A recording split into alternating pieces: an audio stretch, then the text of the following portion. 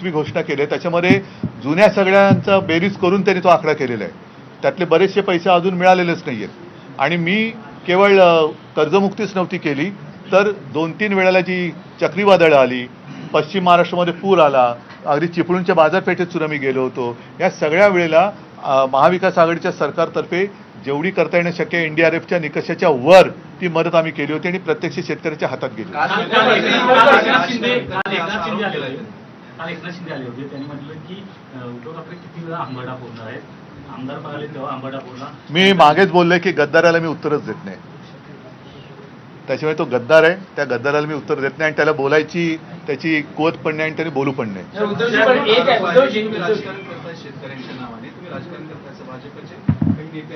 आता तुम्ही जर का मी ज्याचा उल्लेख केला, शहरभर त्यांनी जी काय पूर्ण होर्डिंग्ज लावलेत, एक तर काल परवाकडे ब्रिटनचे पंतप्रधान मुंबईत आले होते आणि जी काय मी जिकडे राहतो तिकडे बिकेसीत ते आले होते, अशी काय आणि संपूर्ण मुंबई बरबटून टाकली आणि होर्डिंग्जनी जणू काही त्यांनी या मिंदे गटात प्रवेश केला की काय, अशा पद्धतीने ते होते. ही सगळी बरबटगिरी चाललेली आहे, जाहिरातबाजी. त्या जाहिरातीचे पैसे स्वतःला उपाधी द्यायची, स्वतःची पाठ थोपटून घ्यायची आणि जाहिराती करायच्या. जाहिरातीचा करोडो रुपये पैसा हा शेतकऱ्याला का नाही देत तुम्ही? आता सुद्धा तुम्ही होर्डिंग पाहिली तर स्वतःची पाठ थोपटतायत. त्यांचेच प्रदेशाध्यक्ष त्यांची स्तुती करतायत, कोण त्यांचे मंत्री स्तुती करतायत, कोण त्यांचा आमदार स्तुती करतोय. शेतकरी का नाही त्यांची स्तुती करत आहेत? नाही, पण उद्धवजी, शेतकरी संकटात असताना राज्याचे सहकार मंत्री बाळासाहेब पाटील असं म्हणतात की शेतकऱ्यांना कर्जमुक्तीचा नाद लागलाय आणि निवडणुकीच्या काळात शेतकरी कर्जमुक्ती त्यांना नाद या बाबतीत जी काही घोषणा केली ती सहज केलेली घोषणा. तो जो काय नाद हा शब्द आहे ना, हा तो त्यांच्याबद्दलचा खरा असेल, कारण नाद कशाला म्हणतात हे त्यांना जास्त माहिती आहे.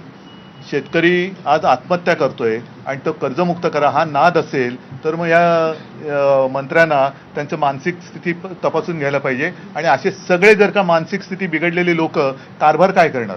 म्हणजे त्यांना शेतकऱ्यांनी प्रश्न विचारला तर ते त्याच्यात त्यांना राजकारण दिसतं.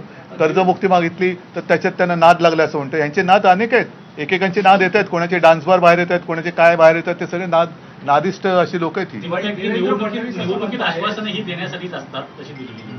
देवेंद्र फडणवीस असं म्हणतात की तुम्ही जी कर्जमाफी केली होती तर नवल काय केलं, आम्ही पण त्यापूर्वी 20,000 कोटी. ते सोडून द्या ना, त्यांनी केली होती ना, आत्ता करा ना, आत्ता करा ना.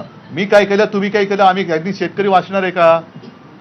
आत्ता शेतकरी कर्जमुक्ती मागतोय, आत्ता शेतकरी 50,000 रुपये हेक्टरी मागतोय, ते द्या ना तुम्ही. म्हणजे देशात काय केलं तर नेहरूनी केलं आणि राज्यात काय केलं तर उद्धव ठाकरेंनी केलं. मग तुम्ही काही करताय की नाही? का तुम्ही आता जाऊ दे, शब्द वापरता येत नाही मला. दिवाळी 10 दिवसावर आहे, तुम्ही काय अल्टिमेटम देताय? कारण मी सांगितलेलं आहे की ह्या पॅकेजची आता पूर्ण अंमलबजावणी कशी होते त्याच्यावरती शिवसेना पूर्ण राज्यभर एक दक्षता पथक नेमेल. पूर्ण गावागावामध्ये हे पथक असेल. दिवाळीपूर्वी आता त्यांनी जी काय मनरेगातून ही कशी काय माफी पैसे देणार उचलून तशी तरतूद आहे का? कारण मनरेगा ही साधारणतः रोजगार हमी योजनेचं ते एक नामांतरित रूप आहे. ती मोलमजुरी करणाऱ्यासाठी रोजगार हमी योजना, आता ती त्यातनं 3.5 लाख रुपये मुख्यमंत्री कसे देणार? आणि म्हणून मी त्यांना सांगितलं